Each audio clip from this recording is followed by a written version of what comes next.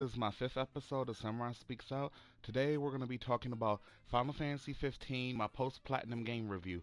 Basically, the reason why it took so long to get this episode out is because I got my hands on Final Fantasy 15 and I wanted to do the review justice, so it took quite a bit of time for me to actually go through the game and completely play it.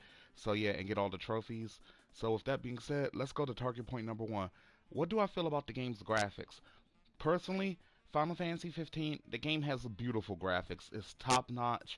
It's probably one of my favorite styles ever because, like, I know there's like the Final Fantasy 7 and 8 style and 10 style, on up. I like those graphics. I really didn't care for Final Fantasy 9 graphics, even though they were throwback to like modern graphics plus the old school graphics. So yeah, can't really cut on that because that's still a good Final Fantasy. Nevertheless, you should play it. Okay, going to target point number two. What do I feel about the game's story? Okay, the game's story is pretty much basically Noctis. He's gonna get hitched to Lunafreya. And pretty much Noctis is the wayward son of King Regis and stuff. And basically, without spoiling it, I would say watch Kingsglaive before you play this game. Otherwise, you're gonna be a tad bit confused on everything. I mean, Noctis is accompanied by his, three, the game titles them as, brothers, even though they aren't really brothers. His entourage, which is Prompto, Gladiolus, and Ignis.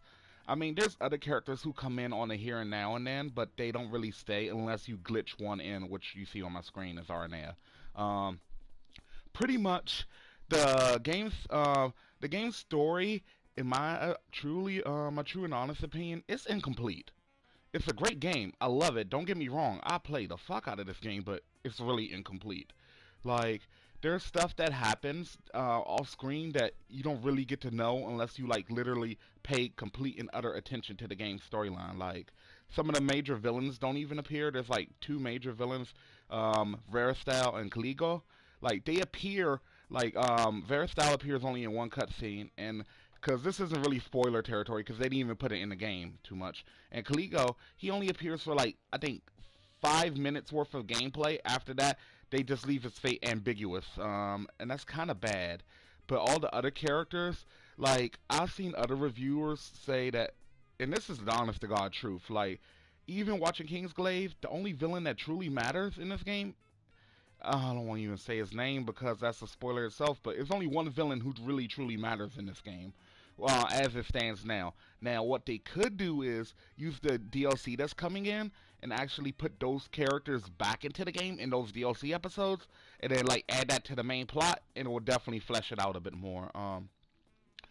Also, I personally feel that with the game story, like they even cut out the final boss. Because the final boss has only like two forms, but he was supposed to have a third extra final form, which would have been complete because the thing is, this game personally, it's a great game, but it really needed that cut content put back into the game to make it happy.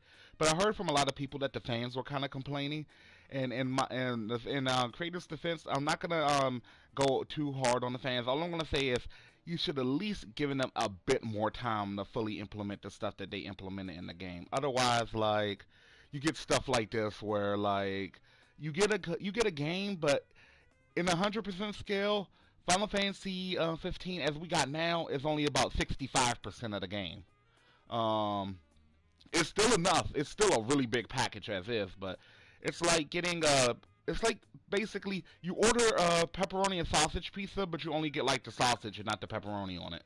So yeah, With that being said, let's move on to target point number three.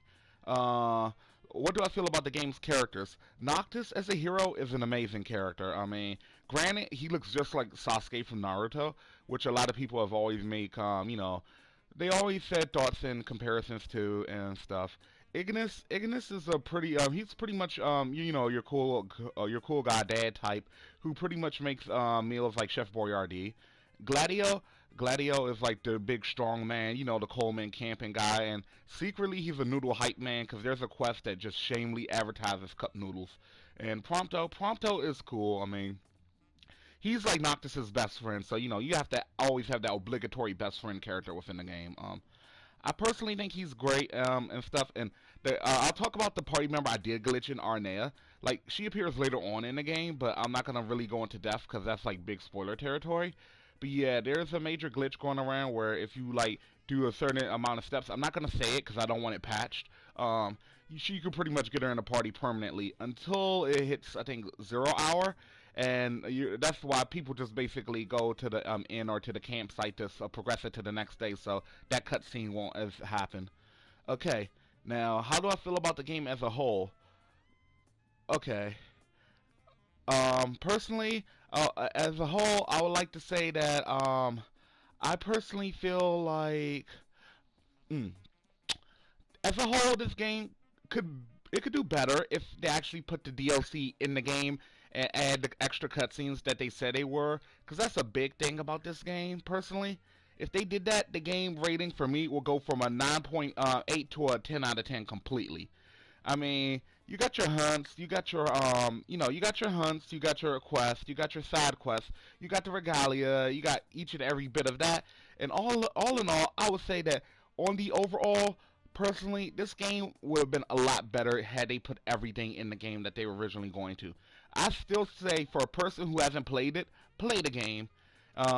Personally, you can play the game in either easy or normal. If you're going for platinum, I recommend playing the game on normal. Playing it on easy, all that's gonna do is like get you all the trophies except the one where you have to battle the boss before last. So yeah, pretty much play it on normal your first time around. After you get the platinum and that trophy, you can go straight to easy and play it for the rest of the your go through.